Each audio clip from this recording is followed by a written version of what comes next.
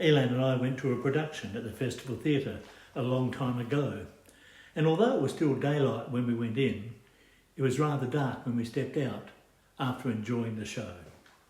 Now, as we walked back to our car around the back of Government House, the street lamps which were lighting our pathway through long, almost eerie looking shadows across the dimly lit landscape. Now, as we walked, we heard distant footsteps behind us, so we sped up a little. And the faster that we walked, the faster those footsteps went as well. I think that we must have been about to really speed up when a voice from behind said, "Please don't go so fast. We really want to walk with others for safety." There's a great analogy right here. Whilst there is a lot of darkness around us in our world, especially in our day, it's good to have the company of others who are going the same way as we are, so that we may travel together. Listen to Luke chapter 8, 16 to 18. This is a parable told by Jesus to a large crowd who had gathered to hear him speak. Jesus said, "No one lights a lamp and then covers it with a bowl or hides it under a bed. A lamp is placed on a stand where its light can be seen by all who enter the house.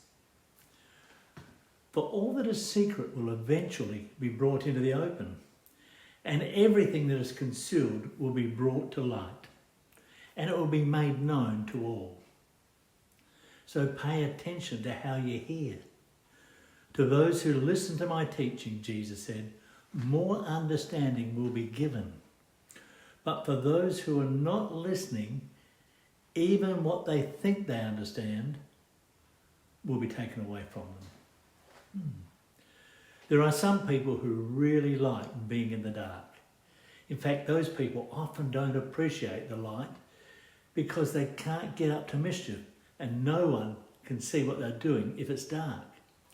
Light reveals and exposes what they want to keep hidden. Indeed, the light of God's word illuminates, it exposes, and it enlightens. Covering a lamp doesn't do a lot of good. If you're going to hide it under something, why light it in the very first place? The light should be there to benefit everyone who comes into the room. It saves shins. J.C. Ryle, who was a pastor and writer from the 1800s, said this: "The highest form of selfishness is that of the person who is content to go to heaven alone. The best thing is to share with others every spark of religious light that we possess ourselves, and so to hold our candle that it may give light to everyone around us. So the light of God's word lights the way, or it illuminates the truth for those living in darkness. But this means that they must hear the truth of God's word and recognise the darkness in which they are living. God's word illuminates and exposes things that people may not even realise are in the darkness. We all need a bright light to shine upon us, not one that merely throws faint shadows across our pathway. When we get together with others who are on the same journey, we're able to encourage and be encouraged.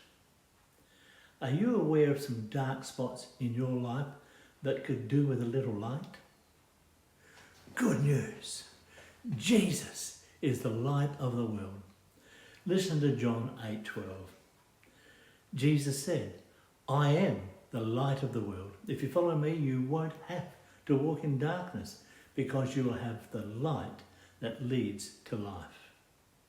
Now that's worth thinking about. Have a great week.